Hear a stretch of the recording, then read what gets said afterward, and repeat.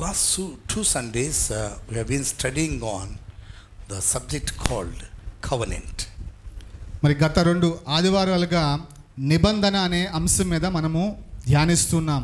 But this morning as I was waiting in the presence of God, I was told by Holy Spirit to describe a little bit about this year promise.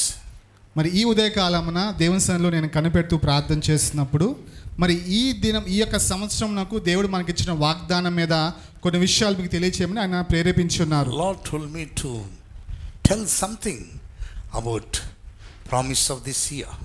మరి ఈ సంవత్సరంకు సంబంధించిన వాగ్దానం గురించి కొన్ని విషయాలు మీకు తెలియచేయమని దేవుడు చెప్తున్నారు. The book of Isaiah chapter 43 verse 1 to 7. యెషయా గ్రంథము 43వ అధ్యాయము 1 నుండి 7 వచనాల వరకు. This passage tells about the redemption of Israel. ఈ అంశము ఇక్కడ రాయబడిన వాక్యములన్నీ కూడాను ఇజ్రాయేలు యొక్క విమోచన గురించి తెలియజేస్తున్నాయి. This morning we are going to focus on Isaiah 43 verse 1 to 3. మరి ఈ ఉదయకాలంన యెషయా గ్రంథము 43వ అధ్యాయము 1 నుండి 3 వచనాల వరకు మనము ఈరోజు ధ్యానించబోతున్నాం. Three main things we see in this particular passage. ఈ యొక్క మరి వాక్య భాగములో 3 ప్రాముఖ్యమైన విషయాలు మనం చూడవచ్చు. God our creator formed us. మమ్మల్ని సృష్టించిన దేవుడు మనల్ని తయారు చేశాడు. And secondly, రెండవదిగా in the first point we see Yahweh as a creator. మరి మొట్టమొదటి విషయంలో యావేని మనము సృష్టికర్తగా చూడవచ్చు. And secondly, రెండవదిగా we see our God, Almighty God, as a Savior who redeemed us.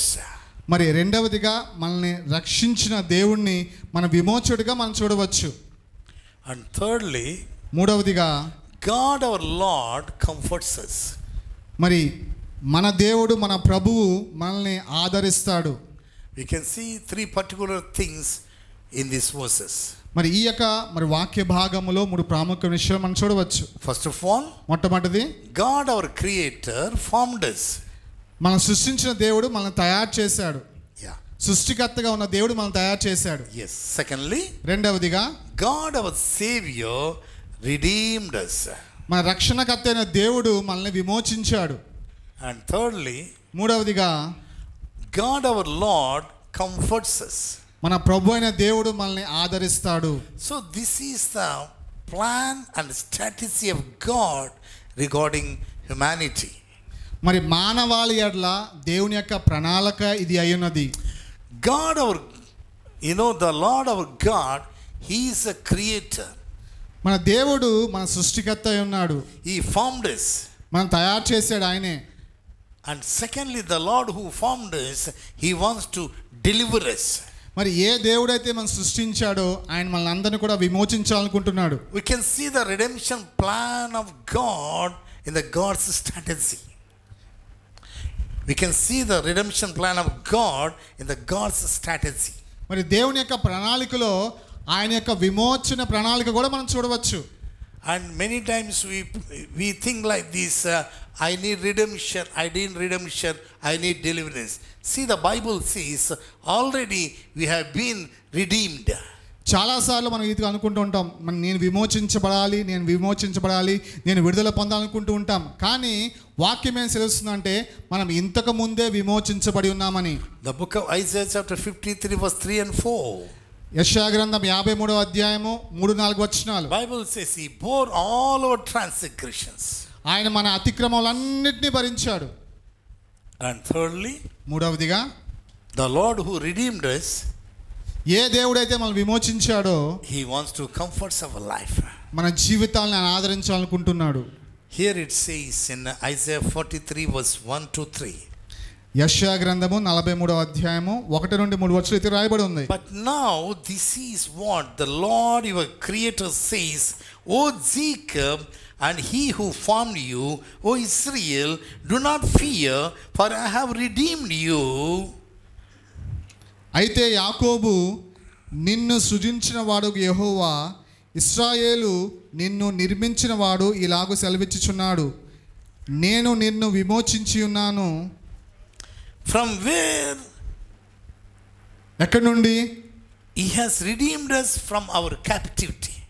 మన యొక్క బంధకముల నుండి దేవుడు మనల్ని విమోచించి ఉన్నాడు. And also here it says, I have called you by name, you are mine. నేను నిన్ను పేరు పెట్టి పిలుచున్నాను, నీవు నా సొత్తు అంటున్నాడు దేవుడు. Verse 2. రెండవ వచనం. When you pass through the waters, I will be with you, and through the rivers, they will not overwhelm you. నీవు జలములలో పడి దాటునప్పుడు నేను నీకు తోడయుందును, నదుల్లో పడి వెళ్ళునప్పుడు అవి నీ మీద పొర్లిపారవు. When you walk through fire, you will not be scorched, nor will the flame burn you. నీవు అగ్ని మధ్యను నడుచున్నప్పుడు కాలిపోవు, జ్వాలలు నిన్ను కాల్చవు. Verse 3. మూడవ వచనం. For I am the Lord your God, the Holy One of Israel, your Savior. I have given Egypt to the Babylonians as your ransom. యెహోవానగు నేను నీకు దేవుడను, ఇశ్రాయేలు పరిశుద్ధ దేవుడైన నేనే నిన్ను రక్షించువాడను. నీ ప్రాణరక్షణ క్రయముగా ఐగుప్తును ఇచ్చి ఉన్నాను, నీకు బదులుగా కూషును సెబాను ఇచ్చి ఉన్నాను. And verse 4. నాలుగవ వచనం. Because you are precious in my sight, you are honored, and I love you. I give other men in return for you, and other people in exchange for your life. నీవు నా దృష్టికి ప్రియుడవైనందున ఘనుడవైతివి. నేను నిన్ను ప్రేమించుచున్నాను గనుక నీకు ప్రతిగా మనుష్యులను అప్పగించుచున్నాను, నీ ప్రాణమునకు ప్రతిగా జనములను అప్పగించుచున్నాను. We cannot leave any single verse without reading. ఇక్కడ ఏ ఒక్క వచనం కూడా చదవకుండా మనం విడిచిపెట్టలేము. I attempt to read each and every verse. ప్రతి వచనము మళ్ళీ చదవాలని అనుకుంటూ ఉంటాను. Such a tasty verses. అంత అద్భుతమైన రుచికరమైన మరి వచనాలు ఇవి. You know, the word of God is tastier than honey. మరి దేవుని వాక్యము తేనె కంటే మధురమైనది. And it's precious than silver and gold. అది వెండి బంగారముల కంటే కూడా ప్రశస్తమైనది, అమూల్యమైనది. Isaiah 43 verse 5 says, మరి యెషయా గ్రంథం 43వ అధ్యాయం 5వ వచనం రాయబడి ఉంది. Do not fear, for I am with you. I will bring your offspring from the east, where they are scattered, and great and gather you from the west. భయపడకుము, నేను నీకు తోడై ఉన్నాను. తూర్పు నుండి నీ సంతానమును తెప్పించెదను, పడమటి నుండి నిన్ను సమకూర్చి రక్షించెదను. Okay. రప్పించెదను. Right. Thank you so much. See, now this morning we are going to focus on Isaiah chapter 43 verse 1 and 2. ఈ ఉదయకాలమున యెషయా గ్రంథం 43వ అధ్యాయం 1-2 వచనాలు మనం ధ్యానిద్దాం. This is a promise of the year. ఇది దేవుడు మనకి ఈ సంవత్సరం ఇచ్చిన వాగ్దాన వచనాలు. I would like to describe some of the important things in this particular verse. మరి ఈ వచనాల్లో కొన్ని ప్రాముఖ్యమైన విషయాలు నేను మీకు తెలియజేయాలనుకుంటున్నాను. Here the Bible says, fear not, O Jacob, Israel. భయపడకుము ఇశ్రాయేలు యాకోబు అంటున్నాడు దేవుడు. God, God has changed the name of Jacob into Israel. దేవుడు యాకోబు పేరుని యాకోబు నుండి ఇశ్రాయేలుగా మార్చాడు. And many times God is being telling in the scripture, fear not, fear not, fear not. I didn't count in the Bible. Someone who counted it, they says that it is written in the Bible, the word fear not, more than 365 times. మరి భయపడకు అని దేవుడు సెలవిస్తూ ఉన్నాడు. మరి నేనైతే మరి దాన్ని కౌంట్ చేయలేదు, కానీ మరి బైబిల్ పండితులు ఏం చెప్తారంటే బైబిల్ వాక్యంలో 365 సార్ల కంటే ఎక్కువ సార్లు భయపడకు అనే మాట రాయబడి ఉంది. We have a fear for everything. మనం అన్నిటికీ భయపడుతూ ఉంటాం. Many times we have a fear about our future. మరి భవిష్యత్తు గురించి భయపడుతూ ఉంటాం. We used to worry about our studies. మన యొక్క చదువుల గురించి భయపడుతూ ఉంటాం. Fear about studies. చదువుల గురించి భయము. Fear about family. కుటుంబం గురించి భయము. Fear about position. మనకున్న స్థితిని బట్టి భయపడుతూ ఉంటాం. And fear about future career. మరి మన భవిష్యత్తులో మనం చేయబోయే వృత్తి గురించి భయపడుతూ ఉంటాం. So many every day, so many fears are tormenting us. ప్రతిరోజు అనేకమైన భయాలు మనల్ని మరి సతమత పెడుతూ ఉంటాయి. Some people they are scared of by seeing their shadow. మరి తమ యొక్క నీడను చూసుకున్నప్పుడే కొంతమంది భయపడుతూ ఉంటారు. Some people they can't go In the midnight they cannot go in their kitchen also. మరి కొంతమంది అర్ధరాత్రి మరి తమ కిచెన్లో కూడా తమ యొక్క వంటగదిలో కూడా వెళ్ళడానికి భయపడుతూ ఉంటారు. Daytime they enjoy the kitchen. మరి పగల కాలం అయితే మరి వంటగదిలోకి వెళ్ళి బాగా తింటూ ఉంటారు. But in the night they scared of seeing the kitchen. మరి రాత్రిపూట మరి అదే వంటగదిలోకి వెళ్ళడానికి భయపడుతూ ఉంటారు. So many various kinds of fears are there in this world. ఈ లోకంలో రకరకాల భయాలు మనం కలిగి ఉంటున్నాం. But God is expecting to have the fear of the Lord. కానీ దేవుడు ఆయన యందలి భయభక్తులు కలని ఆయన కోరుకుంటున్నాడు. What's the mean? What it means? Fear of the Lord, reverence towards God. That's what it means. మరి వాక్యంలో దేవుని యందలి భయం అంటే ఆరాధనతో కూడిన భయం అని అక్కడ మనం అర్థం చేసుకోవచ్చు. And Jacob, fear not, I have caught thee on the palm of my hand. యాకోబు భయపడవద్దు, నువ్వు నా అరచేతుల నుంచి ఎక్కువని ఉన్నాను. I have caught you on the palm of my hand. నా అరచేతుల నుంచి ఎక్కువని ఉన్నాను. And here it says, you are mine. ఇదిగో నీవు నా సొత్తు. I have called you by name, you are mine. పేరు పెట్టి నిన్ను పిలిచి ఉన్నాను, నీవు నా సొత్తు. In the time of Old Testament, పాత నిబంధన కాలంలో, though Jacob was caught in the God's hand, మరి యాకోబు మరి దేవుని యొక్క అరచేతుల్లో చెక్కబడినప్పటికీ, but still it was very limited. అది చాలా కొద్ది మాటకి మరి పరిమితమైంది. But as a new covenant Christians, మరి క్రొత్త నిబంధన విశ్వాసులుగా Bible says, వాక్యం సెలవిస్తుంది, we are not redeemed either by silver or gold. మనము వెండి బంగారముల చేత విమోచించబడలేదు. We are redeemed by the blood of Jesus Christ. మన యేసుక్రీస్తు యొక్క ప్రశస్తమైన రక్తము చేత మనం విమోచించబడి ఉన్నాము. Lord says this morning, I have redeemed you. ఉదయకాలమున ప్రభు సెలవిస్తున్నారు, నేను నిన్ను విమోచించున్నానని. And you have been washed by the blood of Jesus Christ. యేసుక్రీస్తు యొక్క రక్తం చేత మీరు కడగబడి ఉన్నారని. It's not only a promise for Jacob, it's a promise for us. ఇది యాకోబు సంబంధించిన వాగ్దానమే మాత్రమే కాదు గాని ఇది మనందరికి సంబంధించిన వాగ్దానం. Same God says this morning, you are mine. అదే దేవుడు ఈ రోజు మీకు తెలియజేస్తాడు, నీవు నా సొత్తని. Let me tell you one important thing, as the Spirit of the Lord is telling just now. మరి ప్రభు ఆత్మను ప్రేరేపిస్తున్న ఒక ప్రాముఖ్యమైన విషయం ఇప్పుడు మీకు తెలియచేయనివ్వండి. Just now the Spirit of the Lord is speaking to me. ఇప్పుడే దేవుని యొక్క ఆత్మ నాతో మాట్లాడుతున్నాడు. Let me tell you, God wants to give the helpmate in the life of Adam. మరి ఆదాము జీవితంలో సాటైన సహాయాన్ని దేవుడు ఇవ్వాలనుకుంటున్నాడు. In order to give the beautiful woman, please listen carefully. In order to give the beautiful woman what God did in the life of Adam, he gave anesthesia. మరి చాటైన సహాయాన్ని ఆదాముకి ఇవ్వాలన్నప్పుడు దేవుడు ఏం చేశాడంటే ఆదాముకి ఒక గాఢ నిద్ర కలుగజేశాడు. When he woke up, తిరిగి లేచిన తర్వాత, see, because what's the reason God gave him deep sleep? In medical terminology it is called anesthesia. దేవుడు ఎందుకని అతనికి గాఢ నిద్ర కలుగజేశాడు? మరి మెడికల్ టర్మ్స్ అంటే వైద్యపరంగా మనం చెప్పుకుంటే కనుక అనస్థీషియా అంటూ ఉంటారు, మత్తు అంటూ ఉంటారు. God wants to give the beautiful wife, woman. దేవుడు ఆదాముకి ఒక అందమైన భార్యను ఇవ్వాలనుకుంటున్నాడు. In order to give the beautiful woman, Adam has to go through the surgery. మరి అలాంటి అందమైన భార్యను పొందుకోవాలంటే ఆయన ఒక ఆపరేషన్ గుండా వెళ్ళాలి. In the same way, in the same manner, అదే రీతిగా why Jesus was wounded? ఎందుకు యేసయ్య మరి గాయపరచబడ్డారు? His side was pierced like anything. ఆయన ప్రక్కలో బల్లెపు పోటు వల్ల అది ఎంతో గాయపరచబడింది. What's the reason? ఎందుకు? దాని కారణం ఏంటి? God wants to bring out from Jesus, out of Jesus, the beautiful woman. మరి అదే యేసుక్రీస్తులో నుండి ఆయన ప్రక్కలో నుంచి దేవుడు ఒక అందమైన స్త్రీని తేవాలనుకుంటున్నాడు. When God gave surgery to Adam, మరి ఆదాముకి ఆయన మరి సర్జరీ ఇచ్చినప్పుడు he wants to bring out of Adam the beautiful woman.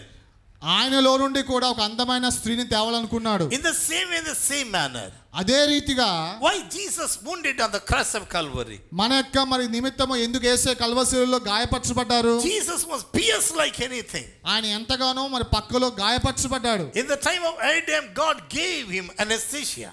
మరి ఆదాము సమయంలో దేవుడు ఆయనకి మత్తు పదార్థాన్ని ఇచ్చాడు. But when Jesus hanged on the cross of Calvary, కానీ యేసయ్య కల్వరిలో మరి వేలాడినప్పుడు no one gave anesthesia.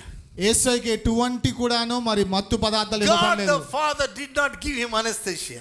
దేవుడు ఎలాంటి మరి నిద్ర కలగజేసే కానీ మత్తు కానీ ఇవ్వలేదు ఆయనకి. That's the reason Bible says he's moved all over transgressions. అందుకనే మరి వాక్యం రాయబడి ఉంది, మన అతిక్రమములన్నిటిని ఆయన భరించాడు. He wounded like anything. ఆయన మన కొరకు మరి బహుగా గాయపరచబడ్డాడు. In order to bring out the beautiful woman whose name is body of Christ. మరి ఆ అందమైన స్త్రీ పేరు ఏంటంటే సంఘాన్ని బయటికి తేవటానికే ఆయన మన కొరకు గాయపరచబడ్డాడు. It's a God redemption plan regarding you and me. నీ ఎడ్ల నా ఎడ్ల దేవుని యొక్క ఉన్నతమైన విమోచన ప్రణాళిక ఇది. As a church, where we come from? సంఘంగా మనం ఎక్కడి నుంచి వస్తున్నాం? Where we come from? ఎక్కడి నుంచి వస్తున్నాం మనం? We came out from Jesus Christ. మనం క్రీస్తులో నుండే ఉద్భవించినాము. We came out from the body of Jesus Christ. యేసుక్రీస్తు శరీరంలో నుండి మనం ఉద్భవించి ఉన్నాము. That's the reason we call as a body of Christ. అందును బట్టే క్రీస్తు శరీరం అని మనం అందరం పిలువబడుతున్నాం. Blessed be the name of the Lord. దేవుని నామం మహిమపరచబడును గాక. Oh, glory to God for the Holy Spirit. పరిశుద్ధాత్మ బట్టి దేవుని నామానికి మహిమ కలుగును గాక. I didn't prepare myself to tell all these things. I didn't speak all these things in first service. ఈ యొక్క మరి ఉదయకాలం మరి సర్వీస్ లో ఈ విషయాలను తెలియచేయలేదు. నేను వాటిని సిద్ధపడలేదు. As I'm sharing the word of God, I could hear the voice of the Holy Spirit to tell these things. మరి పరిశుద్ధాత్మ స్వరాన్ని విని ఇప్పుడే నేను మీకు ఈ విషయాలు మీకు తెలియజేస్తా ఉన్నాను. Amen. Amen. God says, Jacob, O Israel, I have called you by name. You're mine. ఇశ్రాయేలు యాకోబు పేరు పెట్టి నేను పిలిచి ఉన్నాను, నీవు నా సొత్తు. What it means when God says you are mine? మరి నీవు నా సొత్తు అన్నప్పుడు దాని అర్థం ఏంటి? Jesus is standing in the place of Yahweh just now. మరి యావే దేవుని స్థలంలో యేసయ్య ఇప్పుడు నిలబడి ఉన్నారు. Do you understand what I'm saying? మీకు ఏం చెప్తున్నా అర్థమవుతా ఉందా? Jesus Christ is standing in the place of Yahweh. Now he is saying, you have been purchased by the blood of Jesus Christ. You are mine, which means you are my property. మరి యెహోవా స్థానములో యేసయ్య నిలబడి ఈ మాటలు చెప్తున్నారు, మీరు నా సొత్తు. అంటే ఏంటంటే మీరు నావారని. When you belongs to God, when you and me belongs to Jesus Christ. మనమందరము మరి దేవుని సొత్తు అయితే గనక మనమందరం కూడా యేసయ్యకి సంబంధించిన వారమే. When we are belongs to Jesus, మనం యేసయ్య సొత్తు అయితే remember, జ్ఞాపకం చేసుకోండి, Bible Jesus said, వాక్యంలో యేసయ్య చెప్పారు, though you are in this world, you are not of the world. మీరు లోకంలో ఉన్నారు కానీ మీరు లోక సంబంధులు car. You are not belongs to this world. మీరు లోక సంబంధులు ఎంత మాత్రం car. We are not belongs to the devil. మనం అపవాది సంబంధులం కాము. We are not belongs to the people. మనము లోకంలో ఉన్న మనుషుల సంబంధులం కాము. We are belongs to Jesus Christ. మనము కేవలము యేసయ్య సొత్తు మాత్రమే. Jesus Christ is the head of the body. మన శరీరానికి మరి యేసయ్య శిరస్సై ఉన్నాడు. We are the body of Christ. మనమే ఆ శరీరమై ఉన్నాము. Oh, what intimacy is given between head and body of Christ. మరి శిరస్సుకు అట్లాగే దేహానికి ఎంత అన్యోన్యత అనుగ్రహించబడి ఉంది. Glory to God. దేవుని నామం మహిమపరచబడును గాక. Always we must have intimacy with Jesus Christ. యేసుక్రీస్తు ఎల్లవేళలా మన సఖ్యత సంబంధం కలిగి ఉన్న వారిగా ఉండాలి. Let me tell you something marvelous, something important regarding year promise. మరి ఈ యొక్క సంవత్సరానికి దేవుడు మనకి ఇచ్చిన వాగ్దానం నుంచి ఒక ప్రాముఖ్యమైన విషయం తెలియజేయనివ్వండి. And coming back to Isaiah 43 verse 2 again. తిరిగి మరి యెషయా గ్రంథం 43వ అధ్యాయం 2వ వచనానికి వద్దాం. When you pass through the waters, I will be with you, and through the rivers, they will not overwhelm you. నీవు జలములలో పడి దాటునప్పుడు నేను నీకు తోడయుందును, నదులలో పడి వెళ్ళునప్పుడు అవి నీ మీద పొర్లి పారవు. When you walk through fire, you will not be scorched, nor will the flame burn you. నీవు అగ్ని మధ్యను నడుచునప్పుడు కాలిపోవు, జ్వాలలు నిన్ను కాల్చవు. For I am the Lord your God, the Holy One of Israel, your Savior. యెహోవానగు నేను నీకు దేవుడను, ఇశ్రాయేలు పరిశుద్ధుడైన నేనే నిన్ను రక్షించువాడను. Please listen carefully. జాగ్రత్తగా వినండి. Here we read about two particular things. ఇక్కడ రెండు ప్రాముఖ్య విషయాలు మనం చదవచ్చు. Number one is water. మొట్టమొదటిది నీరు. Second one is fire. రెండవది అగ్ని. What Bible tells about water?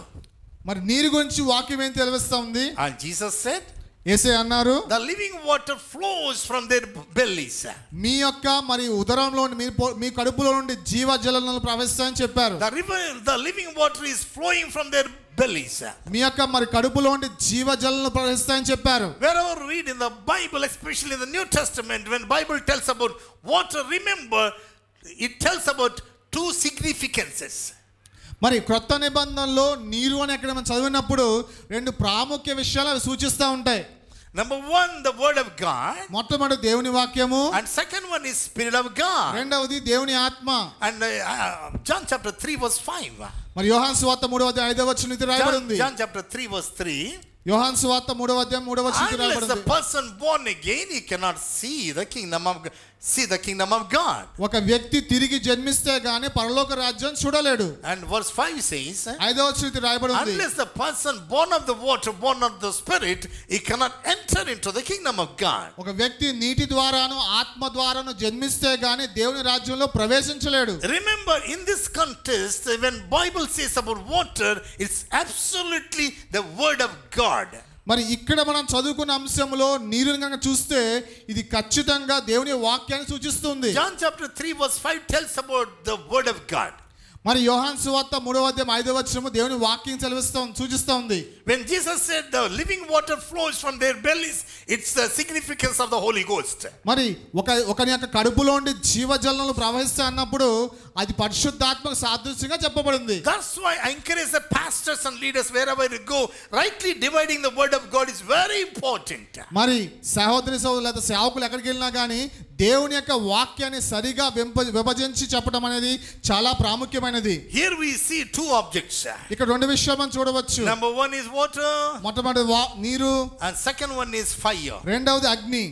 When you passes through the waters, it will not, I will be with you, and through the rivers, they will not overwhelm you. నీవు జలంలో పడి దాటునప్పుడు నేను నీకు తోడయుందును, నదుల్లో పడి వెళ్ళినప్పుడు అవి నీ మీద పొర్లి పారవు. Where this thing is being fulfilled in the word of God. మరి దేవుని యొక్క వాక్యములో ఈ యొక్క వచన భాగం ఎక్కడ మరి మన నెరవేర్చబడింది. When we read Exodus chapter 14 verse 21, 22, 23 and 24 also. నిర్గమాకాండం 14:21 నుంచి 24 ఇవి చూడవచ్చు. దీని నెరవేర్పు చూడవచ్చు. You can read Exodus chapter 14 verse 21 to 29. After going home you can read please. ఇంటికి వెళ్ళిన తర్వాత నిర్గమాకాండం 14:21 నుంచి 29 చదవచ్చు. And when the children of Israel redeemed from Egypt, almost they were in Egypt 430 years.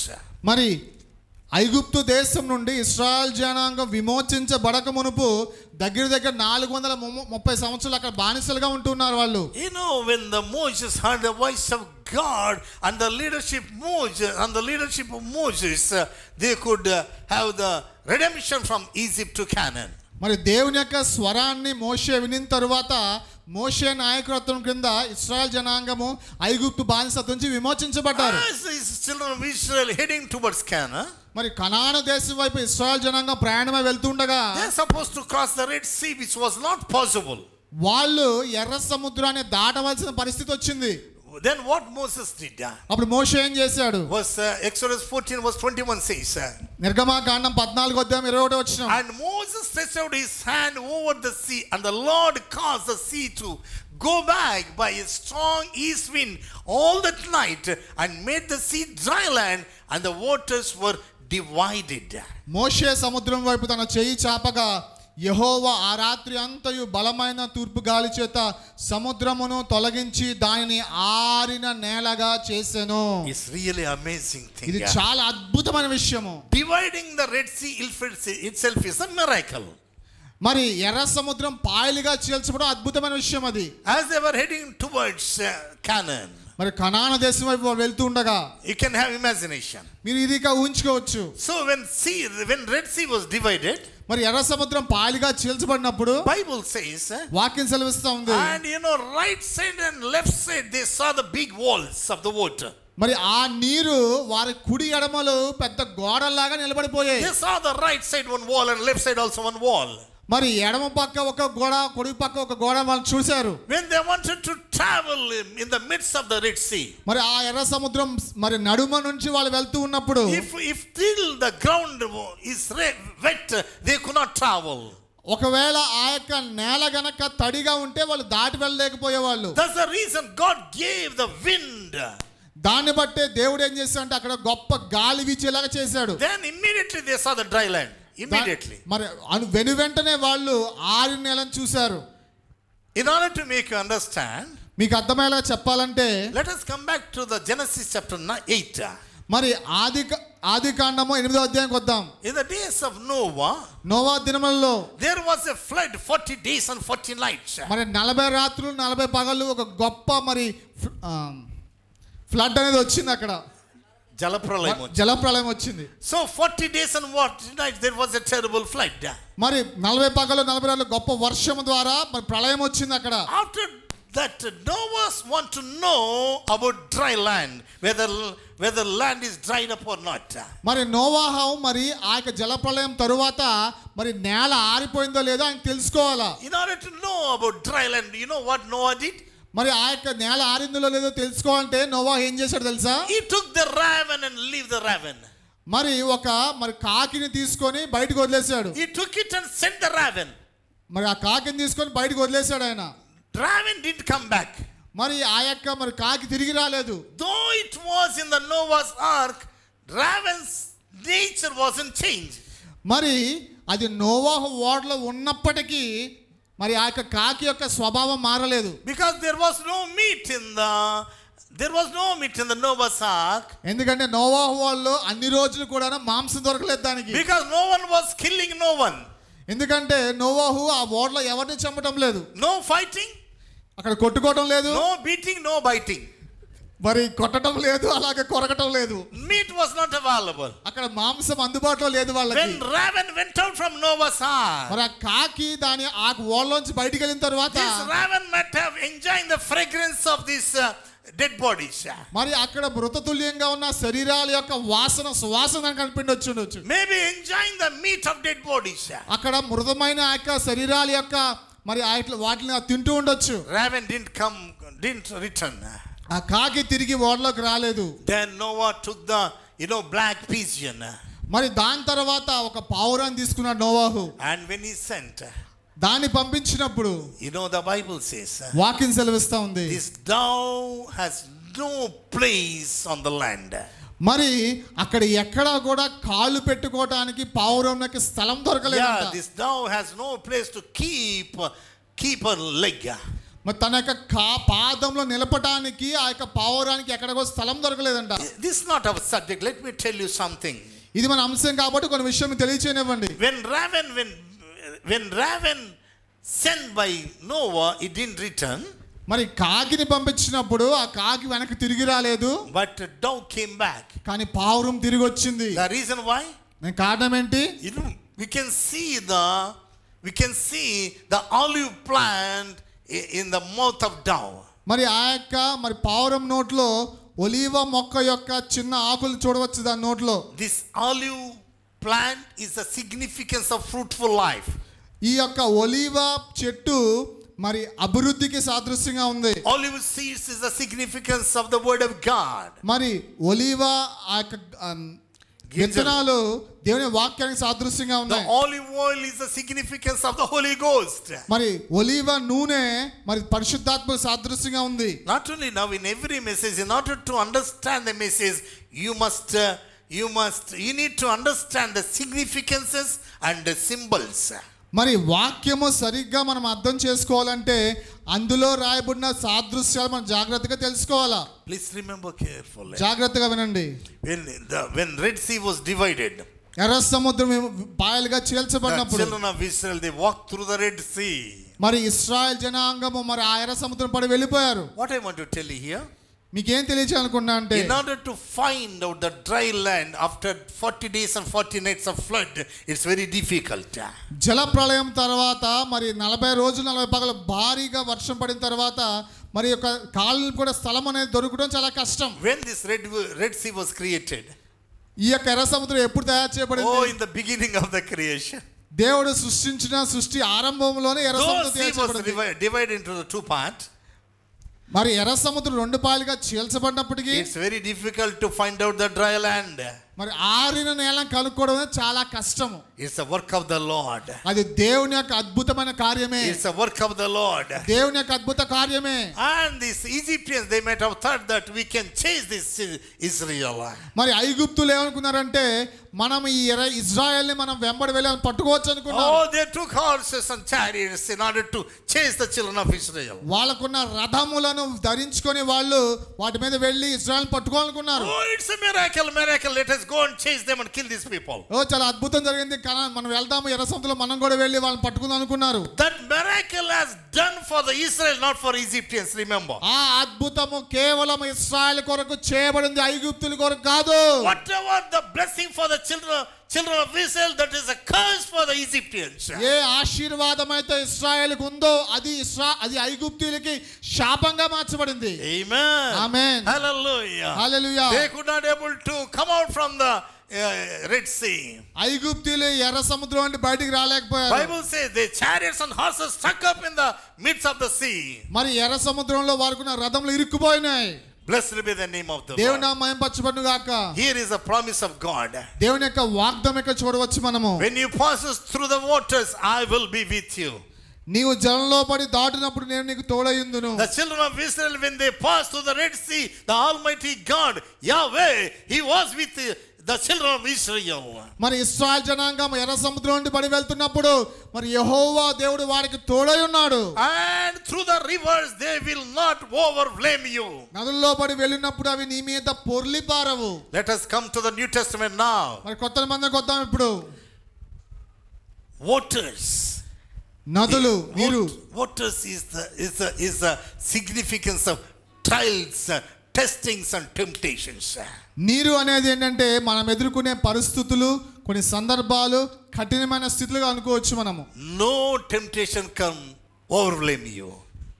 ఏ యొక్క టెంప్టేషన్ కూడా, ఏ యొక్క శోధన కూడా మిమ్మల్ని అధిగమించలేదు. Why? Because ఎందుకంటే God, as a New Testament believers, God has given us wonderful privilege to carry the living water, which is the word of God. మరి క్రొత్త నిబంధన విశ్వాసులుగా మరి అద్భుతమైన రీతిలో వాక్యం అనే నీరును ధరించుకొని వెళ్ళే వాళ్ళగా దేవుడు మనం చేసి ఉన్నాడు. Living water in the mouth.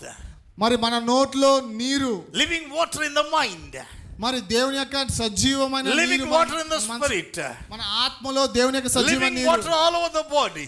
మన శరీరం అంతా సజీవమైన Our దేవుని నీరు. lives are being filled with the living water. మన జీవితాలన్నీ కూడా సజీవమైన నీరుతో నింపబడుతున్నాయి. Blessed be the name of the Lord. దేవుని నామం మహిమపరచబడును గాక. Hallelujah. Hallelujah. Glory to God. దేవుని నామం మహిమపరచబడును గాక. And second reason. రెండవ కారణం. Because Jesus, who is our master, 2024 years ago, He walked on the Sea of Galilee. మరి 2024 సంవత్సరాల క్రితము యేసయ్య గలిలయ సముద్రం మీద ఆయన నడిచి ఉన్నాడు. When Jesus was walking on the Sea of Galilee, మరి ఆ యేసయ్య మరి గలిలయ సముద్రం మీద నడుస్తున్నప్పుడు water could not able to overwhelm on Jesus Christ. మరి ఆ యొక్క నీరు యేసయ్య మీద పొర్లి పారలేకపోయాయి. And when disciples, they were sailing on boat. మరి శిష్యులు మరి పడవలో వాళ్ళు ప్రయాణం వెళ్తుండగా, we know very well from this scripture, మరి ఈ యొక్క వాక్యం నుంచి మనకి విషయాలు they తెలుసు. thought that by seeing Jesus Christ they couldn't recognize, they thought that it's a demon. మరి యేసయ్యను చూసినప్పటికీ నీరు మీద నడుచుకుని రావటము వాళ్ళు ఏమనుకున్నారంటే యేసయ్యను గుర్తుపట్టలేకపోయారు, దెయ్యం అనుకుంటున్నారు. And Jesus is not demon, it's me. It's not demon, it's me. అప్పుడు యేసయ్య అన్నారు దెయ్యం కాదు నేనే అన్నారు. And Peter, he opened his mouth and said, Master, if it is you, command me to walk on the water. తండ్రి యేసయ్య నువ్వే అయితే నేను కూడా నీళ్ళ మీద నడుచుకొని ఆజ్ఞాపించమన్నాడు. The second person who walked on the water all over the universe, whose name is Apostle Peter. మరి రెండో వ్యక్తి యేసు ప్రభు తర్వాత నీరు మీద నడిచిన వ్యక్తి ఎవరైనా ఉన్నారంటే ఆయన అపోస్తలుడైన పేతురు గారు. Number one, Jesus. మొట్టమొదటి యేసయ్య. And secondly, Peter. రెండో వ్యక్తి పేతురు గారు. When Peter was walking on the water, పేతురు నీళ్ళ మీద నడుస్తున్నప్పుడు Jesus did not allow him to sink in the water. యేసయ్య ఆయన నీళ్ళలో మునిగిపోవడానికి మరి అవకాశం ఇవ్వలేదు. That's the reason, even in the life of Peter also, water could not overwhelm him. దాన్ని బట్టే పేతురు మీద కూడా నీళ్లు పొర్లి పారలేదు. This is a promise of God. ఇది దేవుడు మనకిస్తున్న వాగ్దానము. Though you walk through the waters, నీవు జలంలో పడి దాటినప్పుడు they won't overwhelm you. అవి నీ మీద పొర్లి పారవు. It won't hurt you. అవి మీకు ఎంత మాత్రం అపాయం కలుగ చేయలేవు. We are blessed people than the time of Old Testament. పాత నిబంధన కాలపు వ్యక్తుల కంటే మనం ఆశీర్వదించబడిన జనాంగము. We are blessed believers than the time of Old Testament saints. మరి పాత నిబంధన కాలపు గొప్ప వాళ్ళ కంటే నూతన నిబంధన విశ్వాసులుగా వాళ్ళకంటే మనం ఎక్కువ ఆశీర్వదించబడిన వారము. And secondly, రెండవదిగా, and when you walk through the fire, నీవు అగ్ని మధ్య నడిచినప్పుడు and you will not be scorched, కాలిపోవు, nor will the flame burn you. జ్వాలలు నిన్ను కాల్చవు. Let me give you the best example regarding this fire. మరి అగ్ని గురించి ఒక అద్భుతమైన ఉదాహరణ మీకు ఇవ్వనివ్వండి. The book of Daniel chapter 3 verse 23. దానియేలు గ్రంథము 3వ అధ్యాయం 23వ వచనం. And also book of Daniel chapter 3 verse 25. అలాగే దానియేలు గ్రంథం 3వ అధ్యాయం 25వ వచనం. And verse 23. 3వ వచనం రాయబడి ఉంది. And these three men, Shadrach, Meshach and Abednego, fell down, bound into the midst of the burning fiery furnace. 3వ అధ్యాయం 23వ వచనం. షడ్రకు, మేషకు, అబేద్నెగోయను ఆ ముగ్గురు మనుష్యులు బంధింపబడిన వారై వేడిమి గలిగి మండుచున్న ఆ గుండములో పడగా.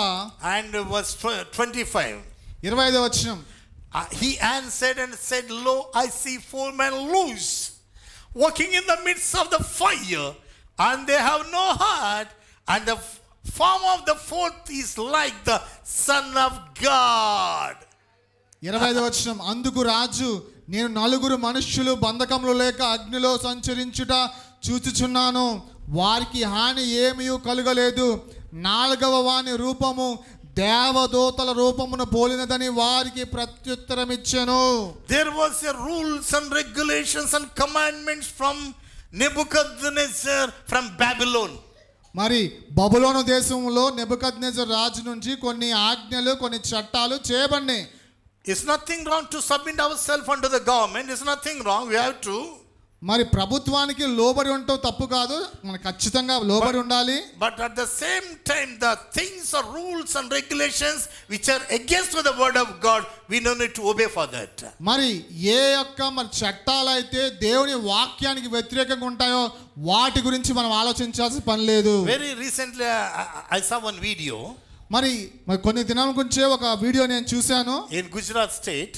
మరి గుజరాత్ ప్రాంతంలో when school children attending the school, మరి చిన్న పిల్లలు మరి స్కూల్ కి వెళ్తున్నప్పుడు when they were sitting in the class, a teacher was asking the attendance.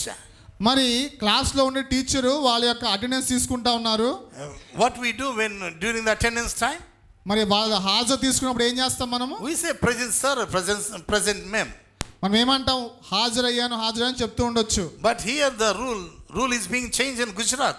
మరి గుజరాత్ ప్రాంతంలో అక్కడ ఉన్న రూల్ అనేది మార్చేశారు. When children called by the name through the attendance, they must say Jai Sri Ram. మరి చిన్న పిల్లలు మరి హాజరు తీసుకుంటున్నప్పుడు మరి వాళ్ళని పిలిచినప్పుడు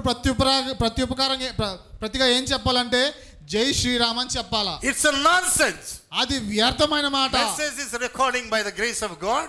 మరి ఈ యొక్క మరి వాక్యం అనేది దేవుని కృప చేత మరి రికార్డ్ చేయబడతా ఉంది. Let it reach this message to the nonsense people. మరి ఈ యొక్క విషయము, ఈ యొక్క వీడియో వాళ్ళకి చేరనివ్వండి యేసునామములో. I don't care. I never care.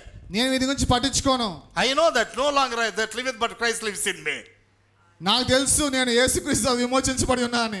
I am not going to die 2 times, only 1 time I will die. నేను ఒకసారి చనిపోతాను, 2 సార్లు చనిపోను. If God allow me to become a martyr, glory to God for that.